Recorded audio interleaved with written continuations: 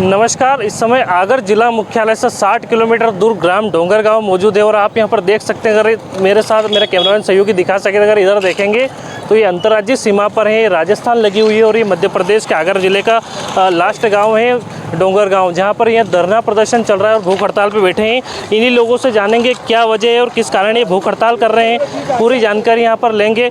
हमारे साथ यहाँ के पंडित जी, क्या भूख हड़ताल क्यों कर रहे हैं आप? हमारी एक ही मांग है, बाईपास। हमारे यहाँ 200-250 परिवार प्रभावित हो रहे हैं, जिनको रहने की जगह भी नहीं मिलेगी, बिजनेस व्यापार सब खत्म हो जाएगा। इसलिए ये उज्जैन से झालावाड़ जो 4 लेन बनने जा रहा है, उसके यहाँ पर डोंगरगांव के जो लोग हैं वो यहाँ पर 4 लेन का जो है बाईपास को लेकर मांग कर रहे हैं। यहाँ पर विरोध प्रदर्शन चल रहे हैं। हमारे यहाँ के डोंगरगांव के सरपंच प्रेम सिंह जी सोंगरा मौजूद हैं। क्या वजह है और क्यों आप यहाँ पर भूख हड़ताल कर रहे हैं? भूख हड़ताल की एक ही वजह है, हम बाईपास चाहते हैं। यहाँ से NHAI वालों ने प्रशासनिक और राजनीतिक तौर पे सभी को गलत सूचना दे रखी है कि यहाँ पे कुछ ही लोग प्रभावित हो रहे हैं, जबकि ऐसा नहीं है।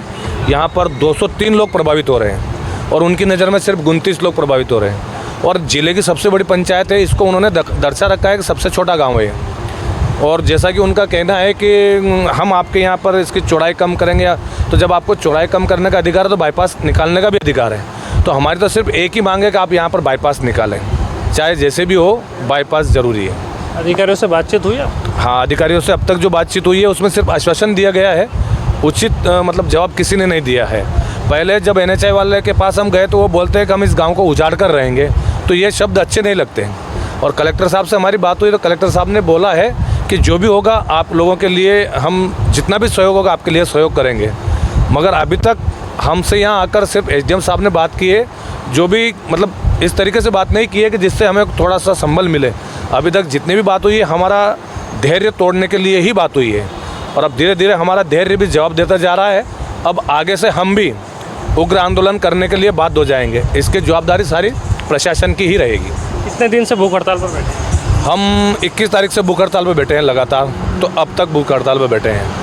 अब 1 तारीख से हमारा 48 घंटे की भूख हड़ताल का है, जो सिर्फ 2 जाएंगे। तो यहाँ पर आप ये देख सकते हैं डोंगरगांव में विरोध प्रदर्शन चल रहा है। हमारे साथ यहाँ के हिंदुवादी नेता भी हैं। कि जैसी जानकारी प्रशासन ने दी है कि केवल 29 परिवार प्रभावित हो रहे हैं, और जैसा ग्राम पंचायत के सरपंच प्रेम सिंह जी कह रहे हैं कि 203 प्रभावित हो रहे हैं, तो बाकी सब गाँव में, शहरों में बाईपास निकल रहा है, डोंगरगांव में भी निकालना चाहिए। क्योंकि बहुत लोग संपन्न होंगे, पर उससे ज़्यादा लोग ऐसे हैं जो भविष्य में मकान एक ही बार बना पाएंगे। ऐसे लोगों का जीवन यापन करना, और बहुत सारे लोग रोज़गार से जुड़े हैं, तो जो रोज़गार ही जब उनका छिन जाएगा, तो सरकार रोज़गार देना चाहती है, तो इससे बाईपास निकालने से बहुत जगह के टर्ने भी ख़त्म हो जाएंगे और लोगों को सुविधा भी होगी। बाईपास बनना चाहिए, विकास होना चाहिए, पर किसी का गला घोट के ऐसा विकास भी थोड़ा सा दिक्कत वाला होता है।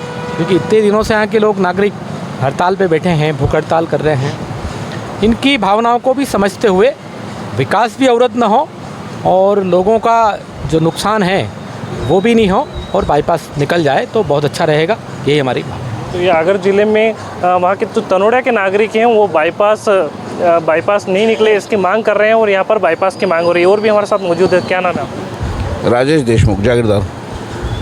यहाँ धरने पर बैठे हैं, भूख हड़ताल कर रहे हैं। हाँ, हम इन लोगों के साथ में सहयोग से बैठे हैं, सुनने रहता हूँ मैं, लेकिन इनकी मांग जायज़ है और इन जायज़ मांगों के लिए कहीं भी हमारे क्षेत्र को, लेकिन हमारे बंधु हैं, ये सब भाई लोग हैं, और निश्चित रूप से एक जना नहीं, इसमें अभी तो पूर्ण गांव प्रभावित हो रहा है। आज हम स्वावलंबन की बात कर रहे हैं कि स्वावलंबी भारत बनाना है।